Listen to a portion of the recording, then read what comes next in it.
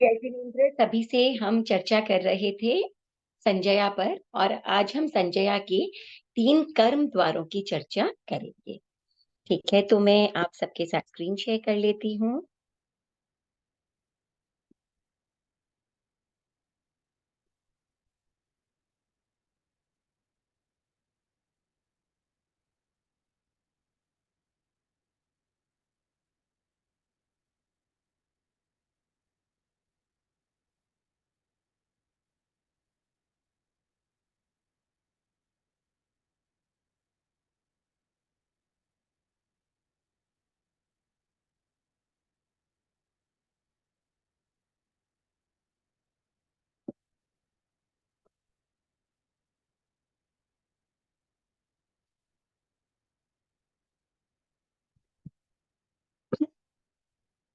तो हमने कहाँ तक कंप्लीट कर लिया था?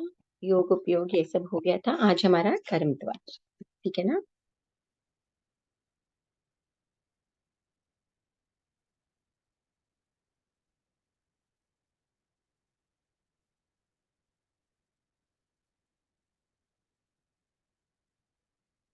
शेयर मैंने कर लिया है।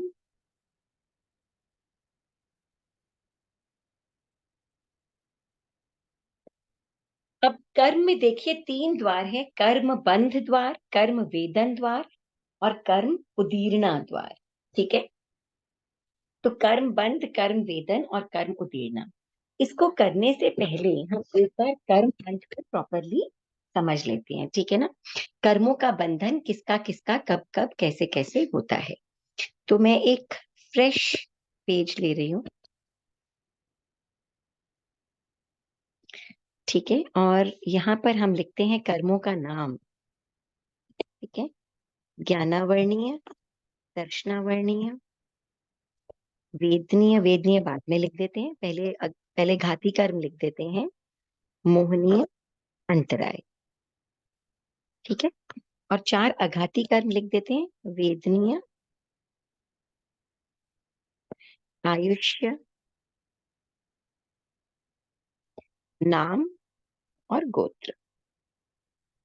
ठीक है, और ये हो गया हमारा बंध, ये हो गया हमारी कर्म वेदन, और एक क्या है? कर्म उदीर्ण। ठीक है, सबसे पहले हम कर्मों के बंध को समझ लेते हैं। राइट, अब ये कर्मों का बंध किस किस गुण स्थान का, कहाँ कहाँ, किस किस कर्म का किस किस गुण स्थान में होता है। ठीक है ना? तो सबसे पहले हम बात करते हैं ज्ञानावर्णीय कर्म। ज्ञानावर्णीय कर्म का बंध होता है पहले से 10वें गुण स्थान तक। कर्मों का बंध ज्ञानावर्णीय का होता है। और दर्शनावर्णीय कर्म का बंध भी पहले से 10वें गुण स्थान तक होता है। मोहनीय कर्म का जो बंध है वो सिर्फ पहले से 9वें गुण स्थान तक होता है। 10वें गुण स्थान में मोहनीय कर्म का बंध नहीं होता है, सिर्फ पहले से 9वें गुण स्थान में। और अंतराय का ज्ञानावर्णीय दर्शनावर्णीय की तरह पहले से 10वें गुण स्थान तक कर्म का बंध होता है। ठीक है, अब हम आ जाते हैं वेदनीय कर्म।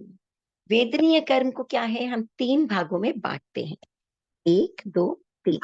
ठीक है, तो साता वेदनीय और असाता वेदनीय, पहले 2 भागों में बांट लेते हैं। चलिए, साता और असाता।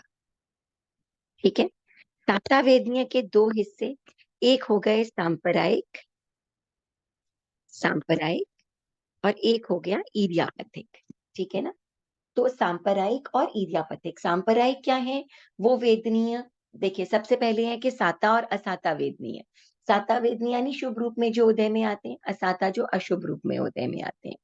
साता वेदनीय कर्म 2 तरह के: सांप्रदायिक और इर्यापथिक। सांप्रदायिक कर्म जो है वो पहले से 10वें गुण स्थान तक बंधते हैं। ठीक है, और जो इर्यापथिक है, इर्यापथिक कौन से कर्म होते हैं? जो एक समय में बंधते हैं और अगले ही समय में भोग लिए जाते हैं।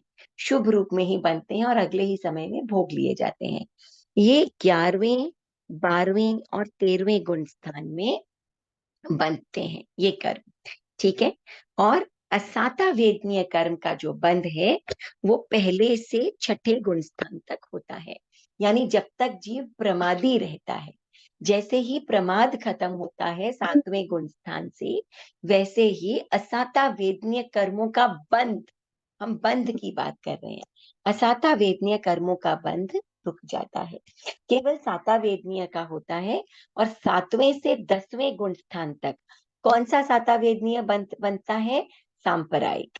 और इरियापथिक कब बनता है? 11वें, 12वें और 13वें गुण स्थान में। इरियापथिक साता वेदनीय बंध का क्या लक्षण है या क्या है? वो एक समय में बनता है, अगले ही समय में भोग लिया जाता है।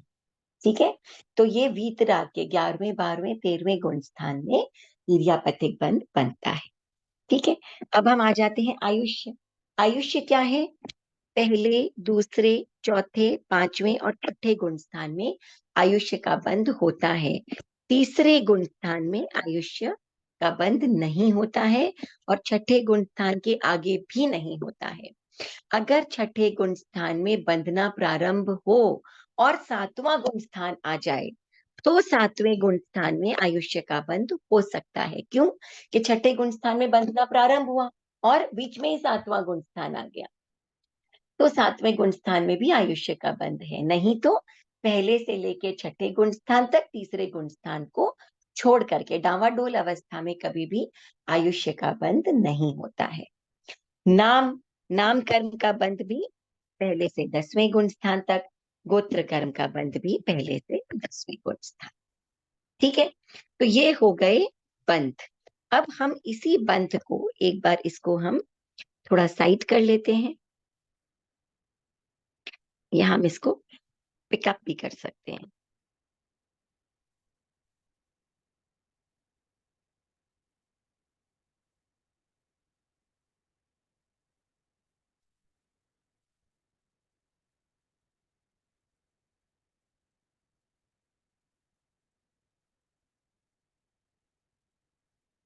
सिलेक्ट नहीं हो रहा है।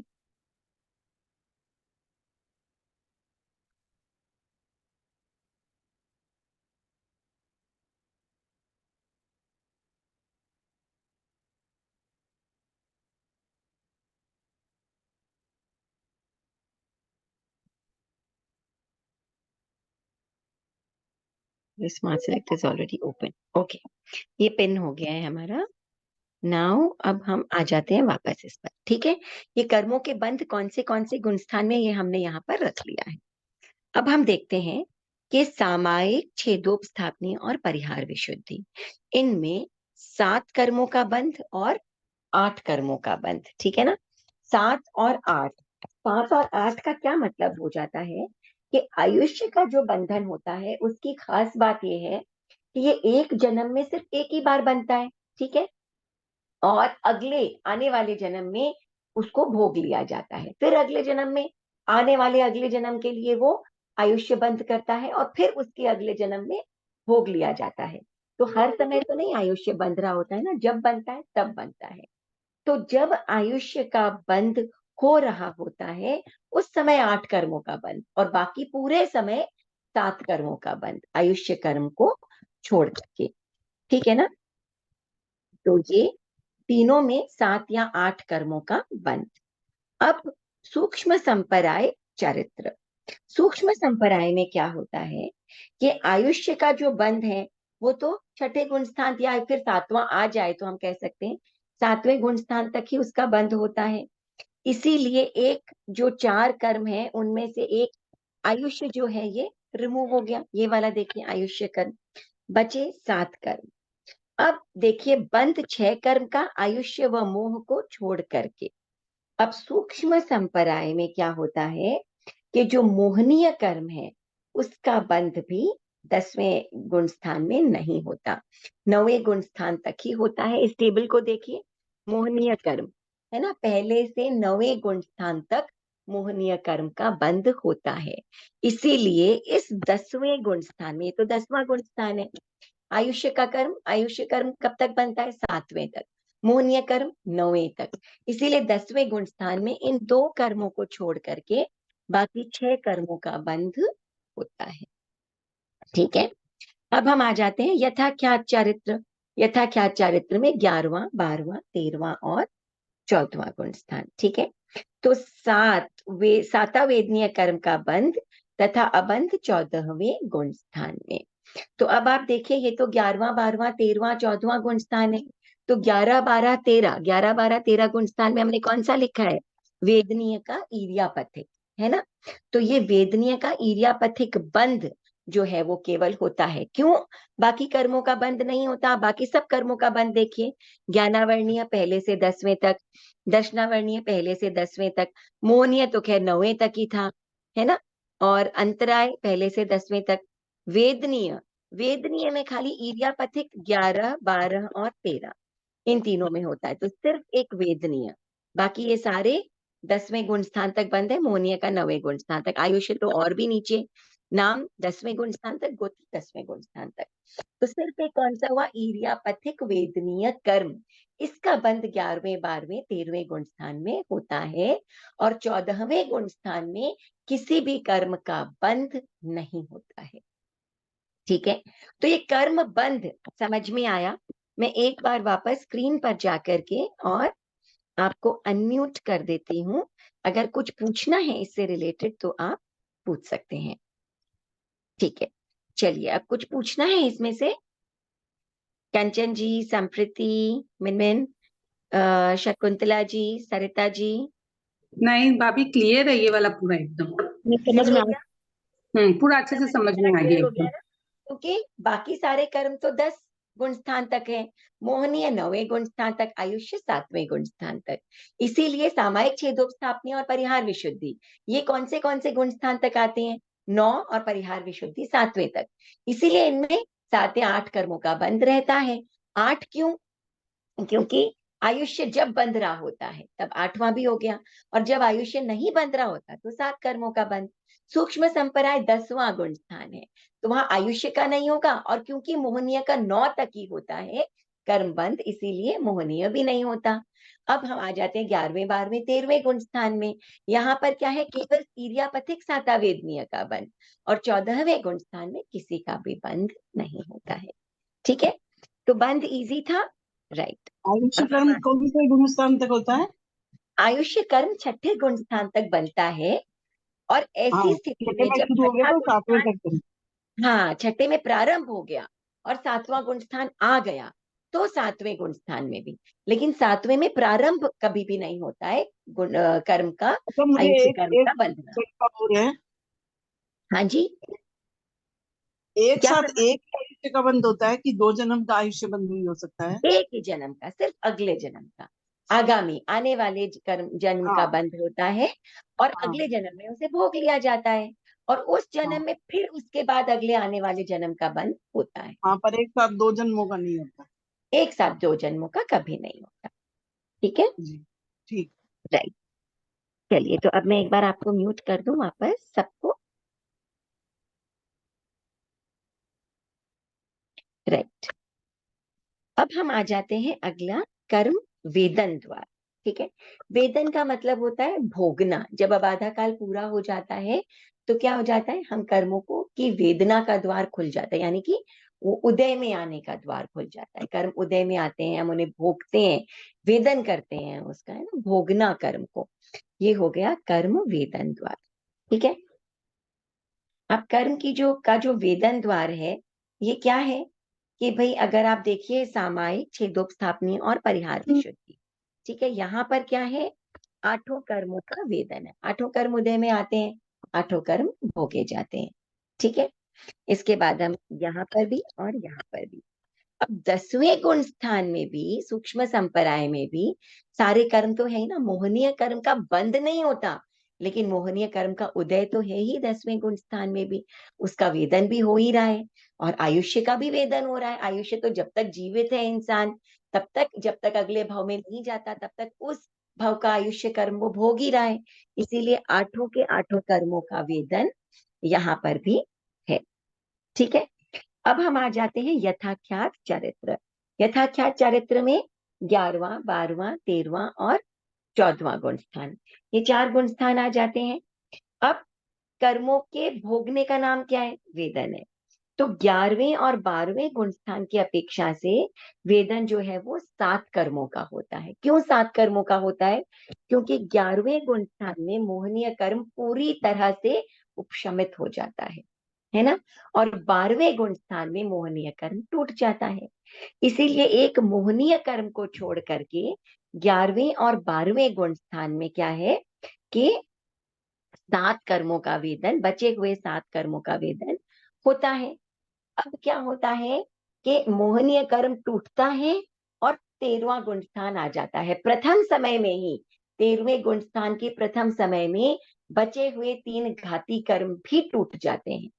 तो 13वें गुण स्थान में क्या है कि चारों आघाती कर्म टूट गए, तो वेदन रहता है केवल 4 कौन से कर्मों का? आघाती कर्मों का। तो 4 कर्मों का वेदन रहता है, ठीक है ना। और ये 4 कर्मों का उदय तो रहेगा ही, इनकी भोगावली तो रहती है जब तक वो जन्म रहता नहीं है। जब वो टूट जाते हैं चारों कर्म तो जीव मोक्ष चला जाता है, ठीक है। तो अब जो ये हमारा एक हमने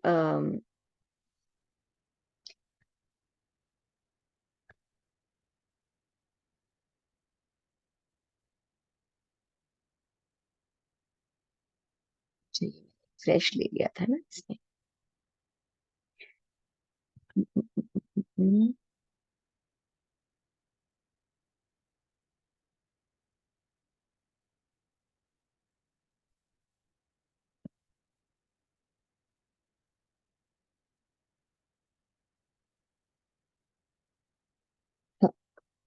अब ये जो हमारा हमने लिया था,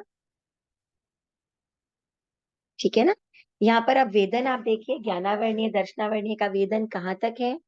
पहले से लेकर के और 12वें गुण स्थान तक, ठीक है ना। क्योंकि 13वें गुण स्थान में ज्ञानावर्णीय टूट जाता है। दर्शनावर्णीय का पहले से 12वें तक। मोहनीय का वेदन, वेदन कहाँ तक है? उपशमित हो जाता है 11वें और 12वें में। 12वें में तो टूट जाता है, 11वें में उपशमित हो जाता है। इसीलिए इसका वेदन कहाँ तक है? 11वें और 12वें गुण स्थान की अपेक्षा मोहनीय कर्म का वेदन नहीं है, तो ये केवल पहले से 10वें गुण स्थान तक, ठीक है। अंतराय कर्म का पहले से 12वें गुण स्थान तक। वेदनीय कर्म का जो वो है वो हो गया हमारा पहले से 14 गुण स्थान तक। आयुष्य का 14वें गुण स्थान तक, 14वें गुण स्थान तक, 14वें गुण स्थान तक। क्योंकि ये तो आघाती कर्म है, और आघाती कर्म जब तक जीव है तब तक चल रहे हैं। जैसे ही आघाती कर्म टूटे तब जीव मोक्ष चला जाता है। तो इसमें इंपॉर्टेंट क्या था कि घाती कर्मों में 3 कर्मों का वेदन 12वें गुण स्थान तक, मोहनीय का केवल 10वें गुण स्थान तक। 11वें में वो कंप्लीटली उपशमित हो जाता है और 12वें में टूट जाता है, ठीक है। और आयुष्य, नाम, गोत्र और वेदनीय, इन आघाती कर्मों का 14वें गुण स्थान तक उदय रहता है, वेदन रहता है। जैसे ही ये टूटते हैं वैसे ही जीव मुक्त हो जाता है, ठीक है, राइट। अब नेक्स्ट हम आ जाते हैं उदीर्णा में, ठीक है। अब ये उदीर्णा क्या चीज है? देखिए, उदीर्णा के लिए हमें सबसे पहले उदीर्णा का मतलब क्या होता है?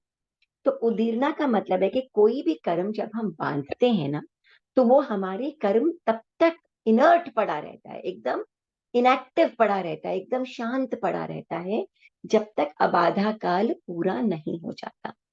जब ये अबाधा काल, बाधा खत्म हो जाती है, तब वो कर्म क्या है कि उदयावली में आता है, ठीक है। तो जब अबाधा काल पूरा हो जाता है तब कर्म क्या है? शुभ या अशुभ रूप में फल देता है उदय में आकर के, इसे ही हम उदय कहते हैं। तो वो क्या होता है? 2 प्रकार का होता है उदय। एक होता है फलोदय और एक होता है प्रदेशोदय।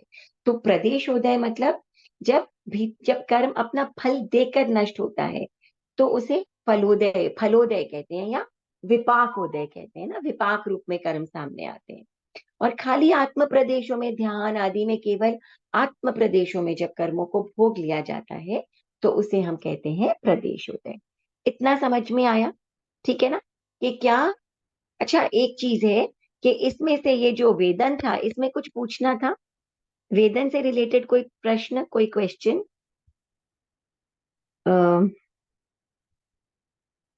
वेदन से रिलेटेड कुछ पूछना था? भाई नहीं, मुझे समझ में आ पूछना गया। है। नहीं भाभी। कुछ भी नहीं? All right, okay. नहीं, एक प्रश्न पूछना भाई। हाँ जी, हाँ हाँ सर, पूछिए सर। हाँ जैसे कहते हैं मोहनीय कर्म का बंधन कितना करोड़ करोड़ सागर तक का होता है, हाँ हाँ। उसका आबादा काल 10,000 वर्ष होता है क्या? अब अबाधा काल जो मोहनीय कर्म का होता है ना, वो अलग अलग हम्म। होता है। जैसे मोहनीय कर्म के दो भेद हो गए ना हमारे। कौन से दो भेद हो गए मोहनीय कर्म के? दर्शन चरित्र मोहन मोहन, और चारित्र। एक हो गया दर्शन दर्पण मोहन, मोहनीय और एक हो गया चारित्र मोहनीय। चरित्र मोहन। ठीक है ना? तो चारित्र मोहनीय का क्या है, अबाधा काल जो है वो अंतर मुहूर्त से लेकर के 4,000 वर्षों तक। और दर्शन मोहनीय का जो अबाधा काल है वो अंतर मुहूर्त से लेकर के और 7,000 वर्षों तक रहता है। ठीक है ना? और ऐसा क्यों है? क्योंकि उसकी जो जितनी भी स्थिति होती है उसके अनुसार होता है। जैसे चारित्र मोहनीय की जो स्थिति होती है वो उत्कृष्ट कितनी होती है, 40 करोड़ा करोड़ सागर की। और क्योंकि 40 करोड़ा करोड़ सागर की उत्कृष्ट स्थिति होती है, इसीलिए उसका जो अबाधा काल है वो उत्कृष्ट 4,000 वर्षों का। ठीक है ना? तो वो सेम 4,000 रेशियो। वर्ष के बाद भी उदय में आ जाता है क्या? 4,000 वर्षों के, मैक्सिमम 4,000 वर्षों का। जरूरी नहीं है 4,000 वर्षों तक ही अबाधा काल रहे। एकदम अंतर मुहूर्त के बाद भी आ सकता है, अंतर मुहूर्त में भी आ सकता है। लेकिन कम से फिर वो कम अंतर 40, मुहूर्त और अधिक से अधिक 4,000 वर्ष। अगर फिर वो 4,000 वर्ष निकल गए तो चारित्र मोहनीय जरूर उदय में आएगा। ठीक है ना? अच्छा, और लेकिन वो उदय जो आने के कितने बाद, टाइम तक अब उदय में ही रहेगा क्या? हाँ, अब वो उदय में पहले आने के बाद कितने समय तक रहेगा उदय में? कम से कम अंतर मुहूर्त तक रह सकता है। और अधिक से अधिक 40 करोड़ा करोड़ सागर तक चारित्र मोहनीय कर्म उदय में रह सकता है, अंतर मुहूर्त से लेकर के और बहुत 40 लंबा, करोड़ा करोड़ सागर तक। बाप रे, ठीक है बहुत ना? लंबा होता है।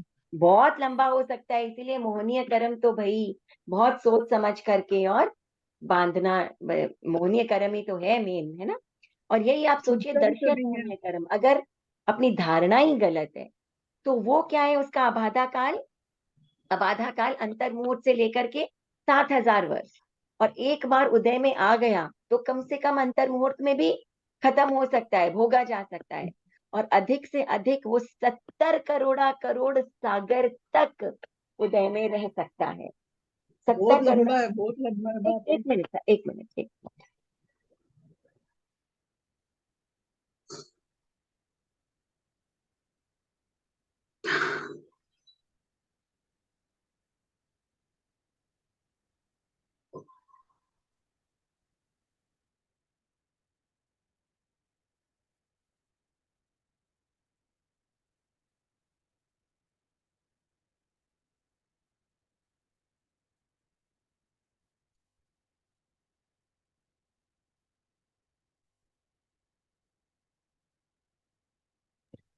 सॉरी, कॉल आ गया था। चलिए, तो अब हम नेक्स्ट, तो ये अभी बात समझ में आ अभी गई। इससे रिलेटेड मुझे एक क्वेश्चन पूछना था, इसी से रिलेटेड, जो ये अबादा काल से रिलेटेड या कर्म बंधन से रिलेटेड, कि जैसे हाँ हाँ एक कर्म प्रकृति मोहनीय कर्म, एक कर्म प्रकृति का मोहनी एक बार बंध गया, ठीक है, हाँ तो उसके बाद बीच बीच में बार बार भी तो मोहनी कर्म बनता रहेगा ना हमारे। हाँ। ये देखिए, हम यहाँ पर एक बार बंधने वाले मोहनीय कर्म की बात कर रहे हैं। ठीक है हाँ। ना? मोहनीय कर्म, समझिए एक समय था जब मोहनीय कर्म बंधा, उस हम्म। मोहनीय कर्म की हम बात कर रहे हैं। हाँ, ठीक तो है उसके ना? बाद उसके बीच में तो बार बार फिर बनते से रहेगा, बन तो वो सकता एड है, ऑन होते हाँ। रहेगा उसके ये तो साथ में। कंटिन्यूअस प्रोसेस है, ये कंटिन्यूअस प्रोसेस है। लेकिन एक बार जो मोहनीय कर्म बंधा वो इतना प्रगाढ़ हो सकता है कि उदय में आने के बाद दर्शन मोहनीय 70 करोड़ा करोड़ सागर तक भी चल सकता है। और दर्शन मोहनीय 40 करोड़ा करोड़ सागर तक भी उसकी उदयावली की स्थिति रह सकती है। ठीक है ना? और और एक अंतर मुहूर्त में खत्म भी हो सकता है। हाँ, अंतर मुहूर्त में खत्म भी। ये तो देखिए, जितने हल्के कर्म और जितने गाढ़े कर्म उसके ऊपर निर्भर करता है। ठीक है ना? हम्म, हम्म। राइट। अब क्या होता है, हम वापस चलते हैं यहाँ पर।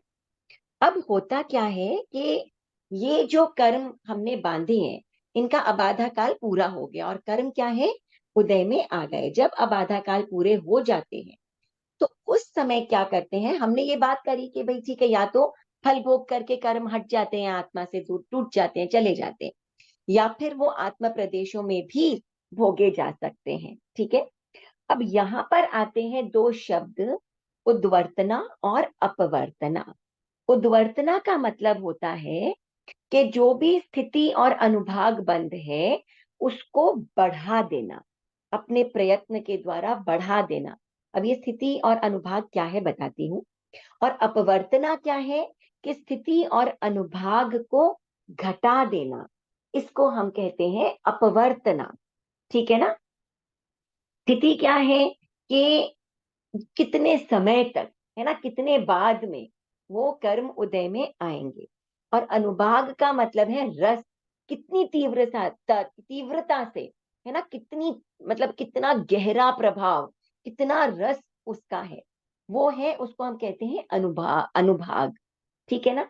तो इस स्थिति और अनुभाग को बढ़ा देना कि कितनी तीव्र रूप में कर्म उदय में आए और कितने समय तक वो उदय में रहे, ये स्थिति और अनुभाग है।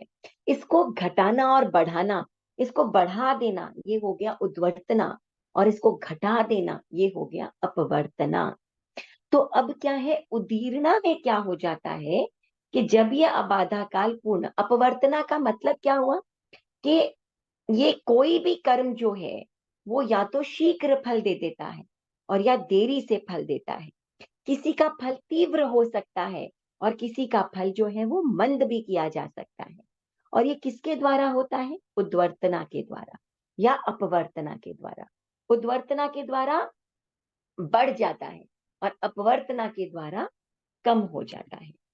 तो जब अबाधा काल पूरा हो जाता है तो जो बाद में आने वाले कर्मों के दल हैं उनको अपने प्रयत्न से, अपने पुरुषार्थ से खींच करके, और अभी जो उदय में आए हुए कर्म हैं उनके साथ ही भोग लेना। मतलब आगे जो कर्म है उनको इसी समय, लेकिन ये कर्म कौन से हैं, जो ऑलरेडी अबाधा काल पूरा हो गया और उदयावली आ गई, और उस समय अब आप समझिए कि 1 करोड़ सागर तक कोई कर्म उदय में रहने वाला है, और अभी इस समय कर्म उदय में आए हुए हैं। तो उस 1 करोड़ सागर में उदय में आए हुए कर्मों को भी खींच करके, और इसी समय जो कर्म उदय में आए हुए हैं उनके साथ के साथ उनको भोगा जा सकता है आत्म प्रदेशों में। ठीक है। और उसका रस भी कम कर दिया जाता है और वो स्थिति तो कम हो ही गई है। इसको हम कहते हैं उदीर्णा। समझ में आया उदीर्णा? मैं एक बार अनम्यूट ही है आप लोग, वैसे अनम्यूट कर सकते हैं। उदीर्णा समझ में आई? हाँ भाभी। कि आगे जो आने वाले, अब आधा काल पूरा हो गया है ना, अब समझिए जो कर्म बांधा हुआ है वो 10 साल तक चलेगा, और इस समय आपके उदय में ये कर्म आना शुरू हो गया है। तो आपने वो 10 सालों का जो कर्म है उसको प्रयत्न से खींच करके उसके रस को और उसके समय को आपने उसी समय जो है आत्म प्रदेशों में भोग लिया, और वो 10 सालों का कर्म और उसका रस उसी समय आपने भोग लिया। इसको हम कहते हैं कर्मों की उदीर्णा। ठीक है ना, सबको आया समझ में? ठीक है। अब हम चलते हैं यहाँ पर कर्मों की उदीर्णा। ठीक है ना। अब ये कर्मों की उदीर्णा कैसे कैसे होती है। ठीक है। अब आप देखिए, सामायिक जो चारित्र है पहले से 9वें गुण स्थान तक, इसमें सामायिक छोड़ करके, अच्छा नहीं सॉरी, इसमें सामायिक, छेदोपस्थापनीय और परिहार विशुद्धि, इन तीन में 6, 7 और 8 कर्मों की उदीर्णा। ठीक है। अब उदीर्णा में एक बात समझिए कि 6 कर्मों की उदीर्णा का क्या मतलब है। 6 कर्म की उदीर्णा का मतलब है आयुष्य और वेदनीय, इन दो की उदीर्णा को छोड़ करके और बाकी सारे कर्मों की उदीर्णा हो सकती है। मतलब आयुष्य नहीं और वेदनीय नहीं, ये हो गए 6 कर्मों की उदीर्णा। बाकी 6 कर्मों को खींच करके उद्यावली आने के बाद या अबाधा काल जाने के बाद इनको खींच करके और जल्दी भोगा जा सकता है। ठीक है। और जहां पर हम 7 कर्मों की बात कर रहे हैं तो वहां पर केवल ये तो हो गया 6 का। 7 में आयुष्य कर्म की उदीर्णा नहीं होती है, तो केवल जो है आयुष्य को छोड़ करके बाकी 7 कर्मों की उदीर्णा हो सकती है। और 8 कर्मों की उदीर्णा, 8 कर्मों की उदीर्णा में 8 के 8 कर्मों की उदीर्णा हो सकती है। ठीक है, अब इनमें एक चीज आप समझिए कि 8 कर्मों की, 7 कर्मों की, 6 कर्मों की, ऐसा क्यों कहा? तो बाकी सारे कर्मों की, एक वेदनीय और आयुष्य को छोड़ करके ज्ञानावर्णीय, दर्शनावर्णीय, मोहनीय, अंतराय, बाकी सारे कर्मों की जो उदीर्णा है वो हो सकती है। ठीक है, निकाचित अगर कर्म बांधे हो तो उसकी उदीर्णा नहीं हो सकती है। निकाचित कर्म तो अपने समय पर ही आएंगे और फल दे करके ही जाएंगे, उनकी उदीर्णा जो है वो नहीं हो सकती है ना। तीर्थंकर भगवान के भी निकाचित कर्म जब बांधे हुए उदय में आए तो उनको भोगना पड़ा, है ना। उनका तो ध्यान कितना विशिष्ट होता है, मगर उसके बाद भी निकाचित कर्मों को फल रूप में उन्हें भोगना ही पड़ता है। लेकिन निकाचित नहीं हो तो वेदनीय कर्म को भी उदीर्णा के द्वारा उदीरित करके और भोगा जा सकता है। अगर हम आयुष्य की बात करते हैं तो आयुष्य में जिनके निरुक्रमिक आयुष्य होता है या निकाचित आयुष्य होता है, या जिनके जैसे 63 श्लाका पुरुष है, या जो यौगलिक है, या उनके अलावा भी जो देवता है, नारक है, उसके अलावा भी और मनुष्य होते हैं जिनके निरुक्रमिक आयुष्य होता है, उनको भोग करके, उदीरित करके और जल्दी नहीं भोगा जा सकता। इसके अलावा जिनके सुक्रमिक आयुष्य बंधा होता है, उनमें ऐसा हो सकता है कि 100 वर्ष की का आयुष्य है, मगर उनको एक साथ ही भोगा जा सकता है, क्षणों में उस आयुष्य को भोग करके और जीव मृत्यु को प्राप्त कर सकता है। उदीर्णा के द्वारा आयुष्य भोगा जा सकता है।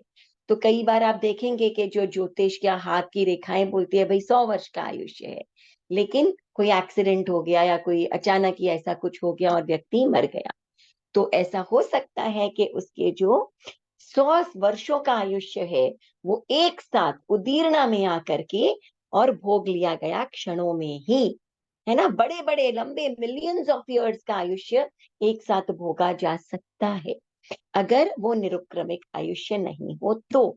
लेकिन अगर निरुक्रमिक है तो क्या होगा कि आयुष्य को छोड़ करके बाकी कर्मों की उदीर्णा, और निकाचित कर्म वेदनीय के हैं तो उसको छोड़ करके बाकी की उदीर्णा। पर इसका मतलब नहीं है कि सबकी उदीर्णा होती ही है। यहाँ कहने का मतलब है कि उदीर्णा हो सकती है। किसकी किसकी हो सकती है? 8 कर्मों की हो सकती है। अगर आयुष्य को छोड़ दें तो 7 कर्मों की हो सकती है, और आयुष्य और वेदनियों को छोड़ दें तो एक समय में जो है वो 6 कर्मों की उदीर्णा भी हो सकती है। ठीक है, तो ये सामायिक, छेदोपस्थापनीय और परिहार विशुद्धि। ठीक है, इसके बाद हम आ जाते हैं सूक्ष्म संपराय 10वें गुण स्थान का चारित्र। यहाँ पर 5 और 6 कर्मों की उदीर्णा हो सकती है।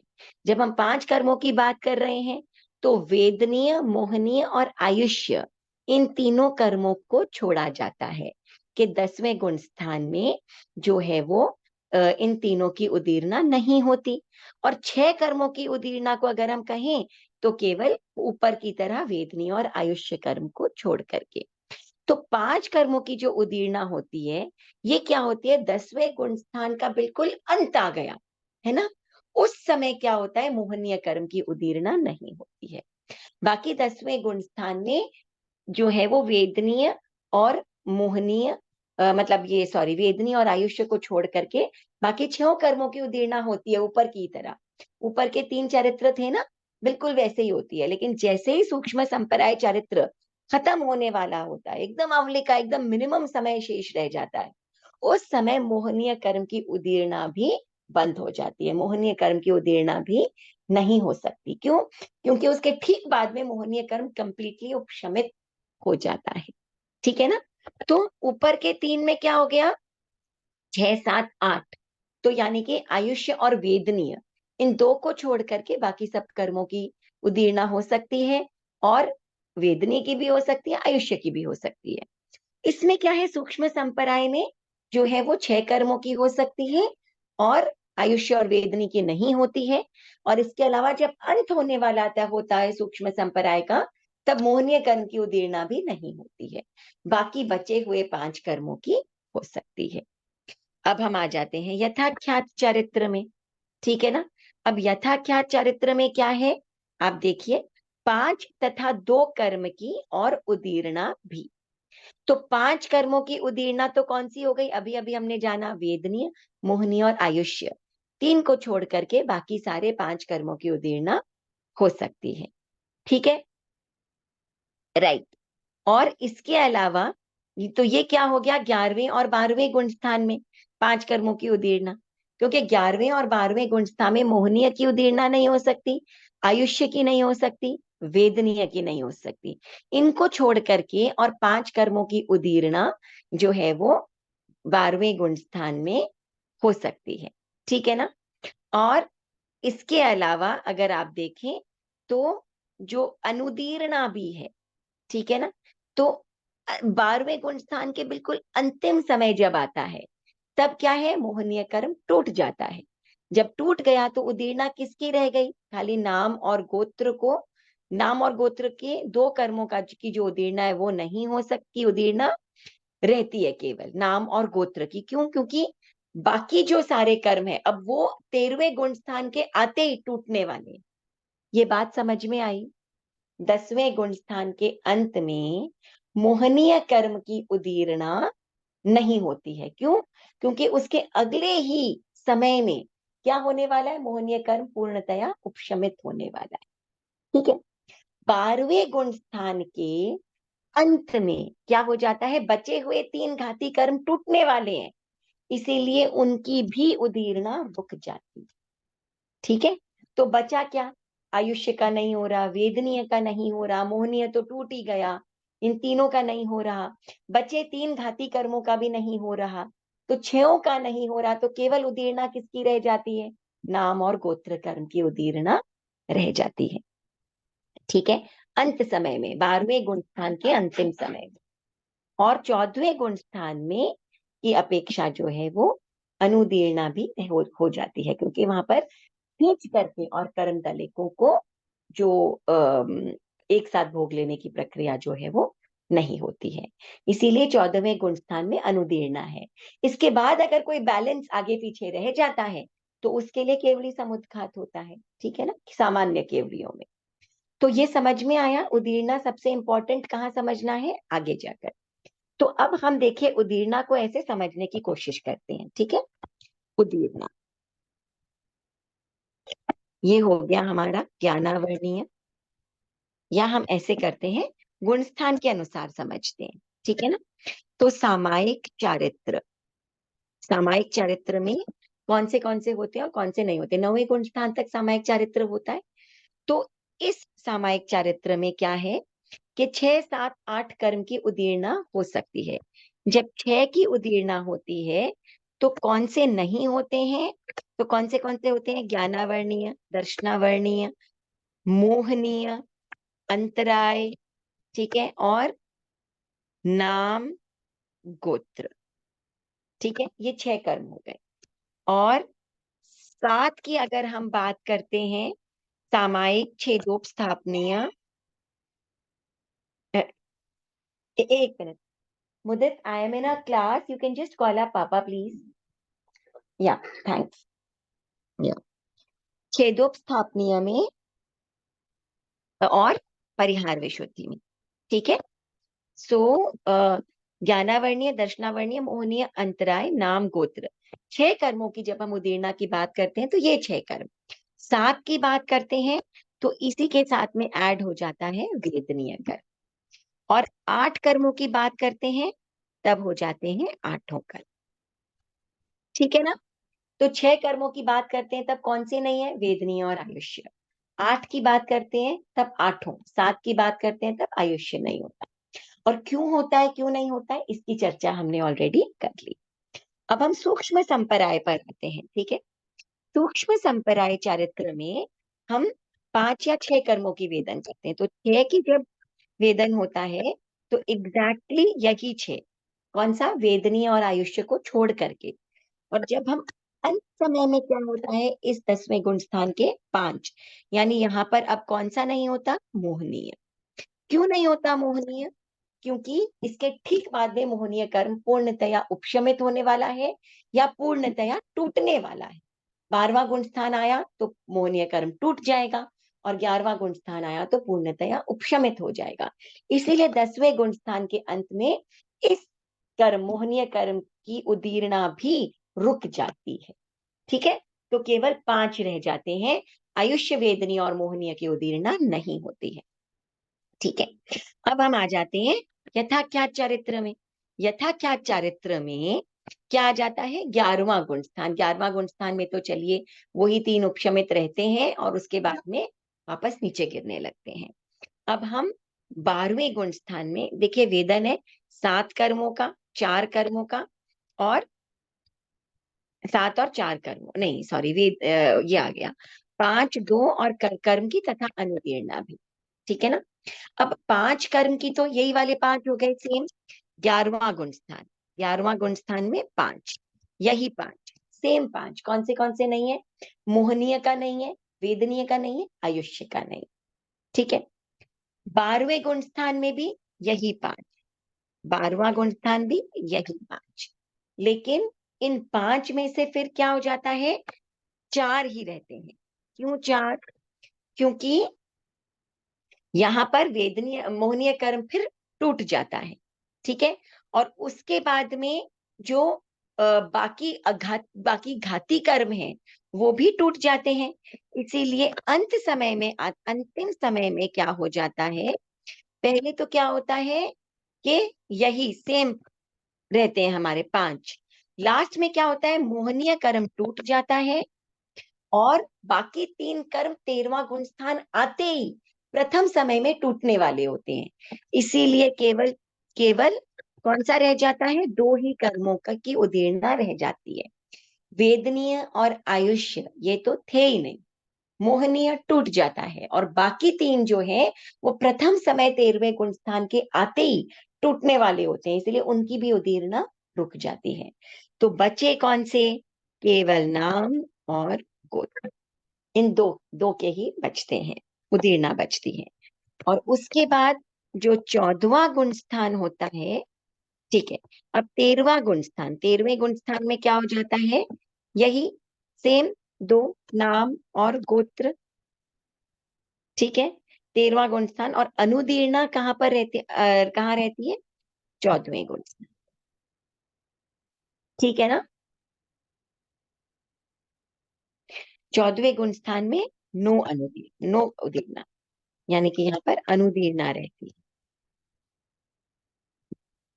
अब आप इसमें से क्वेश्चन पूछिए, आप सब अनम्यूटेड ही हैं। आई एम श्योर यही थोड़ा सा कंफ्यूजन वाला है, आप इसमें पूछ सकते हैं। ठीक है, पूछ सकते हैं आप, पूछिए।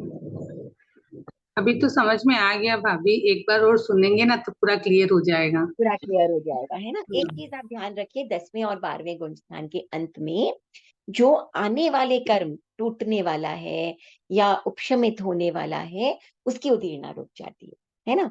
तो 12वें गुण स्थान में मोहनीय तो टूट ही गया, और अब आप देखिए कि वेदनी और आयुष्य सब जगह उदीर्णा नहीं हो रही है इनकी, तो ये 2 तो हट ही गए। ठीक है ना? 10वें और 12वें गुण स्थान में। अब 10वें गुण स्थान के अंत में क्या है? मोहनीय का भी हट जाता है, तो बचे 5 केवल। 12वें गुण स्थान के अंत में मोहनीय तो टूट ही जाता है, बचे हुए 3 कर्म अब टूटने ही वाले हैं, तो उनकी भी उदीर्णा रुक जाती है। ठीक है, तो आयुष्य और वेदनी तो था ही, मोहनीय था ही, और इसके अलावा 3 बचे हुए घाती कर्म भी आ जाते हैं। तो 3 और 3 6, तो बचे कौन से 2? नाम और गोत्र, सिर्फ इनकी उदीर्णा रह जाती है, हो सकती है। ठीक है ना? और 14वें गुण स्थान में कोई भी उदीर्णा नहीं होती है। उसके बाद तो सारे कर्म टूटते हैं, बचे हुए आघाती कर्म, और जीव मोक्ष चला जाता है। मिनमेन, आपको समझ में आया?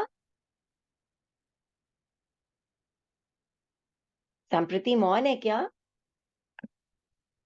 ओके, चलिए कंचन जी, आपको समझ में आ गया? शकुंतला जी, चलिए आप इसको वापस पढ़ लीजिएगा, देख लीजिएगा। अगर कोई भी कंफ्यूजन हो तो आप वापस पूछ लीजिएगा, ठीक है ना? समझ में आ गया दी, clear, very clear. Very clear, all right. चलिए, तो अब मैं वापस एक बार स्क्रीन पे आ जाती हूँ। आज तो हमारी लंबी क्लास हो गई है ना। आधे घंटे की क्लास थी, पर वही उदीरना में थोड़ा सा टाइम लग ही जाता है ना। चलिए, सो हम कल मिलते हैं, टुमारो एट 10 o'clock, कल 10 बजे। हम आगे का मैं कोशिश करती हूँ कि संजय कंप्लीट कर देते हैं, उसके बाद आप लोग न्यू ईयर तक हम फिर क्लास नहीं रखते हैं, फिर जनवरी में फिर से नया सेशन शुरू करेंगे। ठीक है, चलिए, thank you so much Sarita ji, Shakuntala ji, ओ कंचन जी। मैडम, जय जिनेन्द्र भाभी, thank you so much. Thank you di. Bye. Thank you, Jai Jinendra.